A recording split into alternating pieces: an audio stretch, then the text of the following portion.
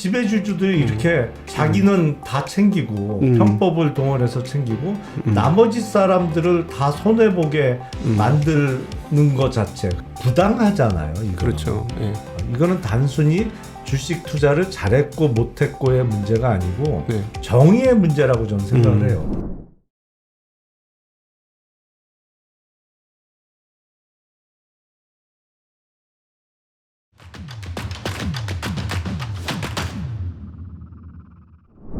안녕하십니까. 증시각도TV 시청자 여러분, 투자자 여러분, 독일마을 여러분, 그리고 10만 금융연사 여러분. 오늘 굉장히 특별한 순서를 마련했습니다. 우리 증시각도TV가 창립되고 나서 시작되고 나서 최초로 저희 스튜디오에 정치인분이 오셨습니다.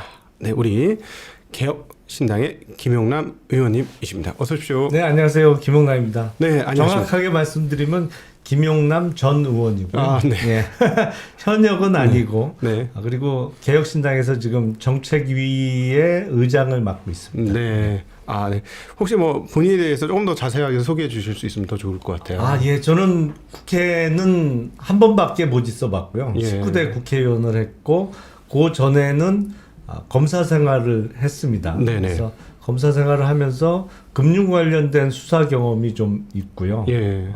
부는 법대를 나왔습니다만 검사 생활하면서 증권거래법으로 지금은 자본시장법으로 바뀌었습니다만 증권거래법으로 석사 학위를 검사 재직하면서 받은 바가 있습니다. 아, 네.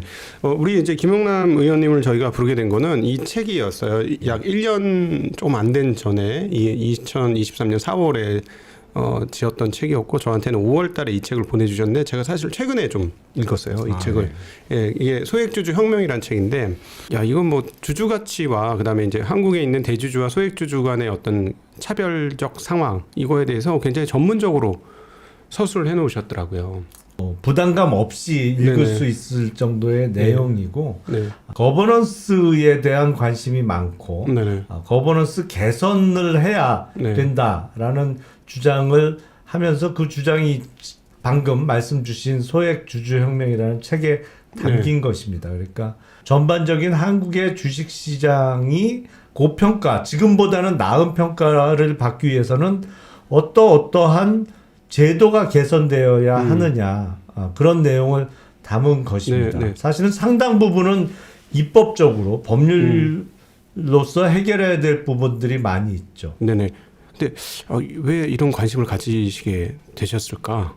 그게 좀 궁금했어요.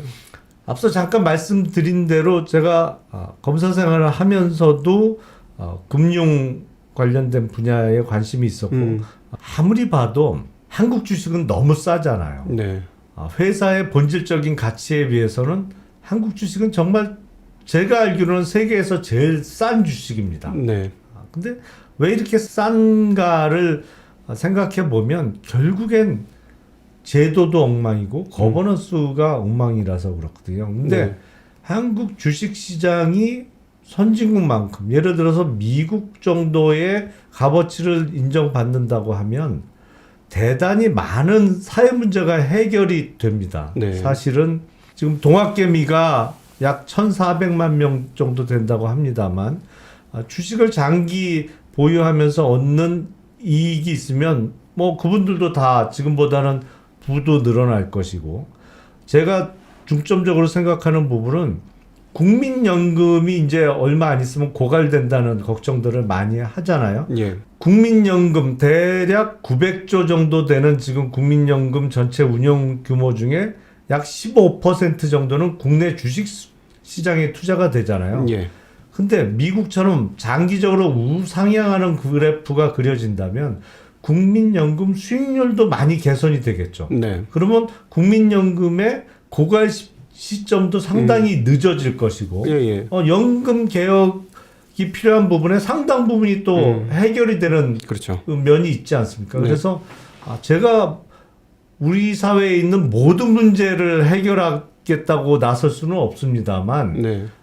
제가 해결할 수 있는 부분 중에 가장 큰 부분이 되지 않을까. 그러니까 우리나라 상장 기업의 거버넌스를 개선시키는 방법 그리고 그에 필요한 입법을 하는 것이 제가 할 수도 있고 제가 네. 가장 큰 기여를 할 수 있는 부분이라고 생각이 돼서 네. 이 부분에 대해서 책도 쓰고 계속 관심을 갖고 있습니다. 아니 혹시 주식하시다 물리셔가지고 그러신 건 아니에요? 그런 경우도 많죠. 근데 아니 저 왜냐하면 왜 이렇게 여쭤보냐면은 네. 이 책이 초반에 보면은 이 뒤에도 이제 왜 책을 쓰게 됐냐 그 계기를 할 때 쪼개기 상장 보니까 네. 이거 아니다 싶어서 책을 쓰신 건데 그래서 여기 걸려들었나? 근데 의원 생활을 오래 하셨으면 주식을 안 하셨을 것 같은데 그럼 쪼개기 상장 걸려갖고 손해 보신 적 있었나? 그래서 우라통이 터져 책을 썼으면 제가 이해가 되거든요. 그러니까 주식을 큰 규모로는 못하죠. 왜냐하면 네. 공직자들은 매년 재산 신고를 해야 되고 네. 그리고 검사 시절에는 원칙적으로 주식 투자를 안 하는 거로 알고 있었거든요. 예.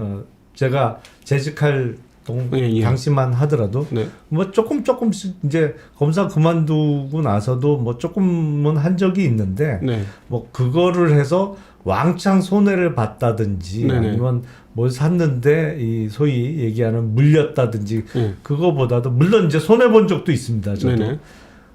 제 주변에 그런 분들은 꽤 있죠. 제 친한 친구 중에도 네네. 현대중공업. 현대중공업이 사실 쪼개기의 왕이었죠. 예. 네. 근데 이 친구는 평생 정말 현대중공업이 가진 장점 때문에 장기 투자를 하면 특히 LNG선이나 이런 데 강점 때문에 이건 네. 무조건 세계 1등이다. 네네. 이건 무조건 간다고 하고 네네네. 매달 저축하듯이 그 한 종목만 계속 산 친구가 있어요. 네. 삼성전자로 부를 이루셨던 분의 어떤 카피본이시네요. 근데 결과는 다르네요. 정반대 사례죠. 그렇죠. 네. 그래서 이 친구는 정말 제가 알기로는 거의 20년 가까이 한 종목을 계속 꾸준하게 사 모은 거예요. 네. 근데 그게 쪼개기 상장이 됐잖아요. 네. 그러면서 아직도 원금 회복을 못하고 많이 소위 물려 있어서 네. 이 친구야말로 그 소액주주 운동에 아주 열혈 운동가가 돼 있는 친구가 있는데 네. 무엇보다도 부당하잖아요. 이거는. 그렇죠. 네. 이거는 단순히 주식 투자를 잘했고 못했고의 문제가 아니고 네. 정의의 문제라고 저는 생각을 해요. 네. 그리고 일종의 민주주의의 문제라고 생각을 해요. 네. 왜냐하면 지배주주들이 이렇게 자기는 다 챙기고 편법을 동원해서 챙기고 나머지 사람들을 다 손해보게 만드는 것 자체 그리고 네네. 그렇게 만들 수 있다는 것 자체가 네. 경제적인 측면에서 또 주주 민주주의라는 측면에서는 제도가 정착이 안 돼 있는 것이죠. 네. 민주주의가 훼손되고 있다고 저는 생각을 합니다. 좀 죄송한데 일반인들이 생각하기에는 정치인들은 말이야 그 겉으로는 그렇게 이거 소액주주 뭐 이렇게 얘기를 하다가 선거 끝나고 딱 되면 오히려 일반인들한테 표 받는 건 4년에 한 번이고 오히려 이권과 관련된 거는 뭐 지배주주라든가 이런 사람들한테 더 많이 받거나 로비를 더 많이 받을 수 있으니 선거 전에 그렇게 얘기하지만 선거 끝나고 나서는 결국 기업이 하자는 대로 다 하는 거 아니야. 이런 어떤 뭐랄까요 피해의식이 좀 있어요. 근데 제가 왜 이렇게 감히 여쭤보냐면 책에서는 정말 완전히 지배주주 정말 대놓고 까셨어요. 여기서는. 네. 그래서 신기해서 여쭤보는 겁니다. 아니 기본적으로 정의관념에 맞질 않아요. 지금 네. 벌어지고 있는 한국의 현상은 네네. 정의롭지 못한 것이죠. 네. 그리고 막상 의원이 되면 뭐 대기업들과 친하게 지내지 않겠느냐. 글쎄 뭐 저는 반기업가는 아닙니다. 네네. 저는 기업은 최대한 자율성을 존중해주고 더 잘할 수 있도록 뭐 여건을 만들어줘야 된다라고 생각을 합니다만 그렇지만 소액주주 보호라는 측면에서는 정말 개선되어야 한다고 생각을 하고 네네. 그건 제가 뭐 현역 국회의원으로 다시 국회에 입성한다고 해서 그런 생각이 바뀔 것 같지는 않아요. 네네. 기본적으로. 네. 그리고 나름대로 정치인들은 자기 트레이드 마크 하나가 있으면 좋잖아요. 그렇죠. 저는 뭐 언제까지 정치를 하게 될지 모르겠습니다만 네네. 저는 이 소액주주 운동 자체를 정치를 하는 사람으로서의 김용남의 트레이드 마크로 가져가고 싶어요. 네네. 가능하다면 네네. 앞으로도 계속. 네네. 책에서 아주 구체적으로 저희들이 얘기하는 무슨 상법 개정이라든가 무슨 뭐 쪼개 상장 금지, 그다음에 이제 분할 상장 금지, 그다음에 또 여러 가지 얘기 뭐 8가지 10가지 얘기하면서 소액주주들이 더 회복되고 잘 될 수 있는 안들을 아주 구체적으로 말씀을 하셨는데 이건 어떻게 공부하신 거예요? 주식시장에 벌어지고 있는 현상을 보고 이게 입법으로 해결될 부분을 좀 추려본 것이죠. 지금 그렇군요.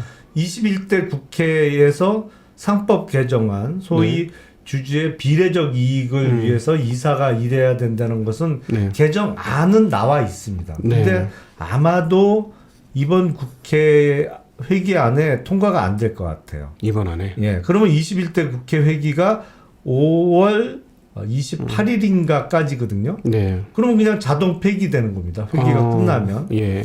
그리고 금년 4월에 네. 국회의원 총선거가 있습니다. 네네. 그래서 거기서 뽑힌 사람들이 그 이후에 22대 국회를 구성하게 되는데 21대 국회에서 이 상법 개정안이 통과가 안 될 가능성이 높아 보이기 때문에 앞으로 시작될 22대 국회에서 또 개정안을 내고 누군가는 책임지고 이걸 좀 밀어붙여야 돼요. 과거에 같이 국회의원을 했던 분들이나 아니면 지금 하고 있는 분들하고 얘기를 해보면 이 분야를 아시는 분이 그렇게 많이 없으세요. 이제 더불어민주당에 한 두세 분 정도 계시고, 뭐 이용호 의원이나 이런 그렇죠. 분들? 대표적인 분이 이제 이용호 의원님이 계시고, 국민의힘에도 한두 분 정도 계신데, 이 분야와 관련한 전문가이지만 또 반드시 소액주주 보호의 입장을 같이 하시는 거는 아닌 분들이 또 있거든요. 그 소수 중에도 국회 들어오시기 전에 대기업 사회이사를 오래 한 분들도 있고 그렇기 때문에 입장이 상반되는 경우도 많이 있습니다. 그러다 보니까 정말 이런 입법을 책임지고 국회 안에서 추진할 분들은 아주 극소수예요. 그래서 뭐 제가 기회가 된다면 다시 22대 국회에 진출해서 노력을 할 것이고, 그리고 주위에 좀 세를 모아야 돼요. 얘기를 해보면 이런 거에 대해서 대부분 잘 모르세요. 일단 어디서부터 막히냐면 한국의 주식이 세계에서 제가 알기로 제일 쌉니다. 왜 싸냐? 일단 PBR 기준으로 1도 안 된다 이거는. 청산가치만도 안 된다 시가총액이. 그러면 일단 PBR부터 막히기 시작해요. 그래서 그게 주가 순자산 비율이다 설명해도 이게 그런 설명이 중간중간 개입되다 보면 말이 길어지고 듣는 분은 또 재미가 없어지잖아요. 바로바로 이해가 돼야 뭐 대화가 진행이 되는데 그래서 이게 참 아시는 분들이 그렇게 많지 않구나. 지금 의원님 말씀 들으면은 그 상법 개정안이 올라간다고 해도 국회에 계신 분들 입장에서는 이건 뭐 아무 뭐 별로 뭐 중요한 법안이 아니라고 느껴지네요. 왜냐하면 1,400만 우리 개미주주하고 전체 자본시장과 한국의 자본시장과 연결된 기업의 그 어떤 금융시장에서 너무나 중요한 법인데 국회에서는 이해 자체가 안 되는 법 아닙니까? 아니 그래서 정치하시는 분들 중에 대부분이 이 동학개미의 힘을 제대로 모르세요.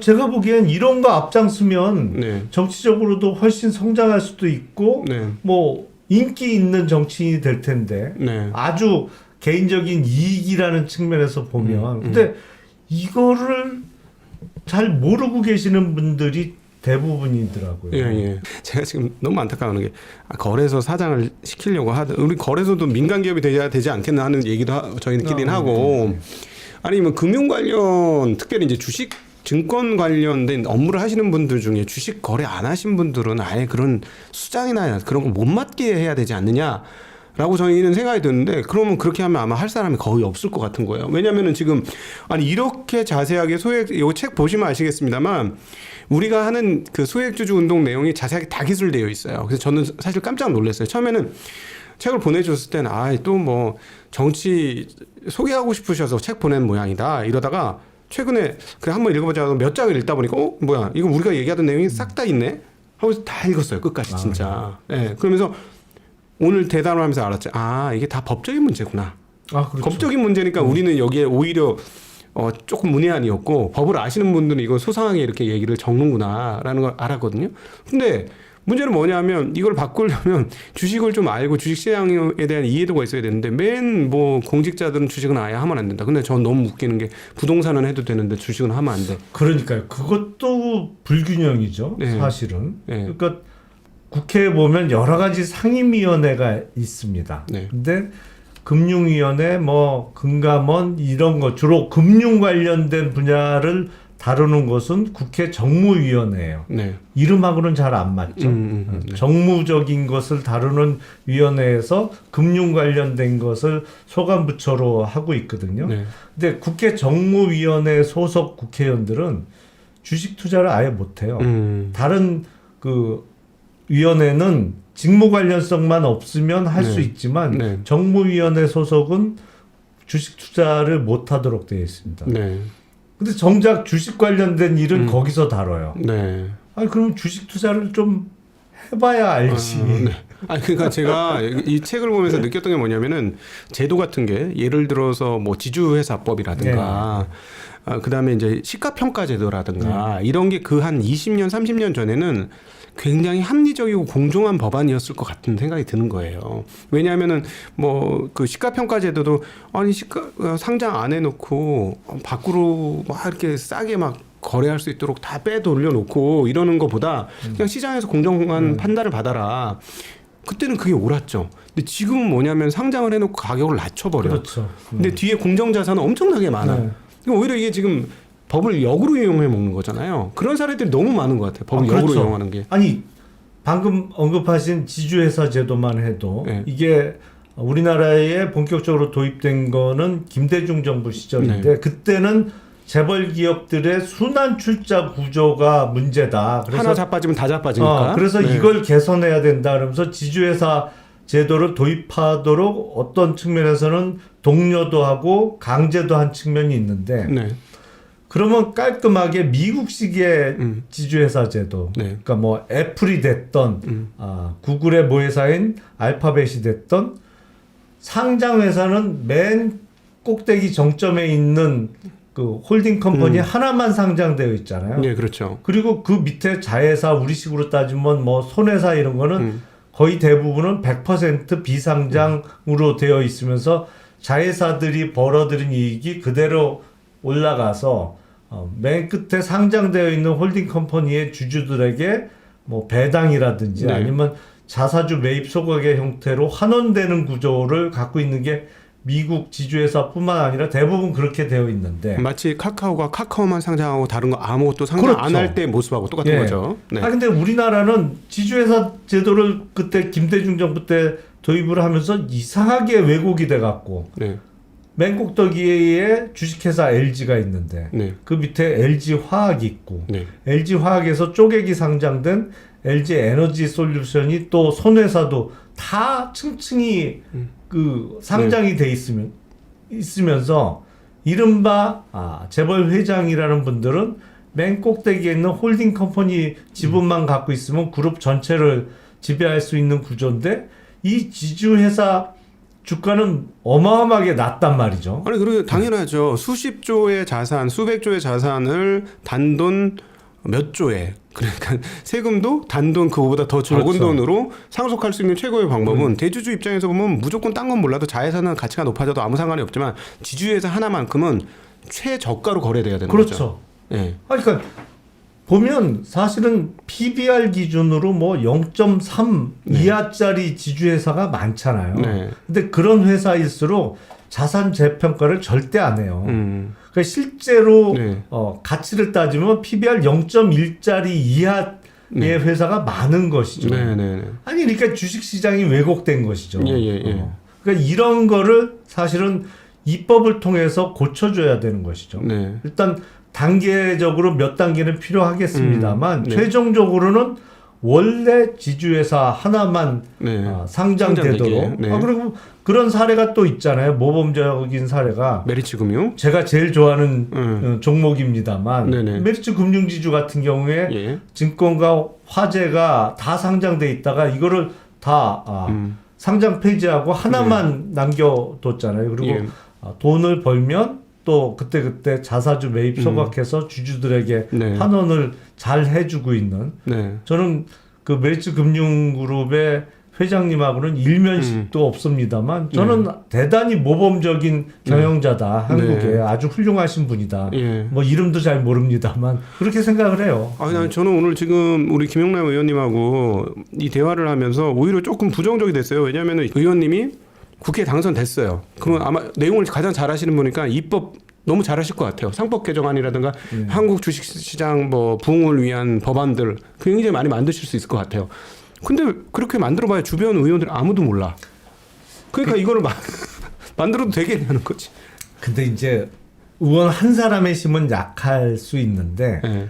주위의 동료들을 설득하고 이제 법안을 발의하려면 네. 10명의 사인이 필요합니다. 네. 10명을 모으는 거야 뭐 얼마든지 할 수 있을 것이고요. 네. 그거를 상임위에 통과를 시켜야 본회의장에 올라가거든요. 네네. 그러니까 저는 만약 이번 4월 총선에 당선이 된다고 하면 네.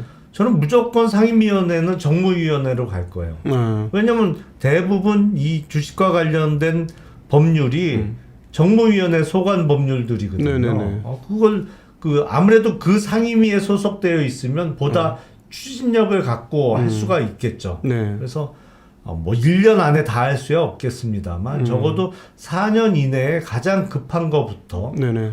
그리고 우리가 생각지도 않은 법률적인 개선점이 많이 있어요. 예를 들어서 상법 개정안 같은 경우에 다른 소액주주들의 이익에 반하는 의사결정을 하면 그 이사에게 결국엔 전국적으로 책임을 물리자는 정신이잖아요. 그렇죠. 근데 그 책임을 물리기 위해서는 뭐 자발적으로 자기가 잘못했다고 돈을 내놓진 않을 테니까 결국엔 소송을 해야 됩니다. 네. 근데 그 소송하기 위해서는 소액 투자자 한두 사람이 자기가 몇백만 원 손해봤다고 그보다 훨씬 큰 비용이 들어가는 소송을 할 수야 없는 거고 이른바 집단소송제도도 바꿔줘야 되는 것이고요. 네. 그게 우리나라에는 증권 관련 집단소송만 아주 제한적으로 허용이 되어 있는데 네. 그 절차도 너무 복잡하게 만들어놨어요. 네. 6심을 해야 된다고 책에 적혀 있습니다. 예. 네. 그래서 보통 10년 걸립니다. 네. 근데 그것도 간소화해주고 적용 범위도 확대를 해줘야 되고요. 네. 그리고 그 소송하는 과정에서 증거 수집이 어렵잖아요. 네, 증거를 자기가 직접 수집하게 되어 있죠. 그렇죠. 현재까지는. 원래는 네. 소송을 거는 사람이 증거를 수집해서 제출해야 될 의무가 있는 것이죠. 근데 그거 뭐 회사에서 안 열어주면 뭐못 보는 거니까. 그렇죠. 뭐 어떻게 그걸 네. 구하겠어요. 그래서 영미법상의 디스커버리 제도라고 네. 증거 개시 제도. 그러니까 그 해당 회사한테 요청하면 그 증거를 줘야 되는. 그렇지. 만약에 그 증거를 제출하지 않으면 그거 자체로 패소의 위험성을 짊어지는 것이거든요. 네네네. 그러니까 이런 제도를 바꿔주면 네. 겁이 나서라도 모든 주주를 위한 의사결정을 할 수밖에 없을 것입니다. 아니 근데 의원님, 네, 제가 듣다 보니까 또 부정적이 돼요. 저는 왜냐하면은 의원님이 만약 당선되셨어. 그래서 이 입법을 10명 해. 그래도 그 상임위까지 올려. 그래서 상임위를 어떤 식으로든지 통과를 시키려고 할 때 지배주주들이 가만 안 있을 것 같아요. 그거는 제가 보기에는 진짜 엄청난 힘을 들여서 돈이 문제가 아닌 것 같아. 뭐 몇십억은 문제도 아닐 것 같아. 몇백억도 문제가 아닐 것 같아. 힘을 합쳐서 몇천억이라도 쏟아부어서 이 법안이 안 올라가게 막을 것 같은데요. 그 저항은 물론 셀 수밖에 없죠. 네. 셀 거는 예상이 되는데 그래서 제가 정치하는 분들한테 이해를 시켜야 될 부분이 있어요. 아니 그래봤자 뭐 후원금 정식 후원금 받는 정도일 텐데 물론 뭐 검은 돈을 받는 사람까지 다 잡아낼 수는 없을 텐데 그런 분은 없을 거라고 믿고 네네. 아니 이거 기껏해야 1인당 한도 500만 원 후원금 받을래요? 아니면 500표 5,000표 받을래요? 그런 식으로 설득을 해야죠. 사실은 주식 투자 인구가 이제는 워낙 많기 때문에 네. 누가 소액주주들을 위해서 국회에서 열심히 활동하느냐를 관심 갖고 유권자들이 들여다보기 시작하면 표가 겁이 나서라도 재벌편 못 들 수 있거든요. 네. 그러니까 그런 정치 문화도 좀 바꿔야죠. 선거 문화도 그냥 내가 좋아하는 당 후보니까 무조건 찍는다. 아니면 나는 고향이 어디니까 어떤 후보 찍는다. 이게 아니고 네. 내가 주식 투자를 하는데 나한테 가장 이익될 사람이 누구냐. 네. 누가 국회에 들어갔을 때 내 주식 수익률이 가장 올라갈 수 있겠느냐. 이런 기준에서 유권자들도 판단을 해 주셔야 되는 것이고 네. 정치를 하는 사람들도 이게 정말 표가 되는구나 라는 것을 깨닫게 만들어주면 그러면 그 거센 반대나 난관을 뚫을 수 있겠죠. 네.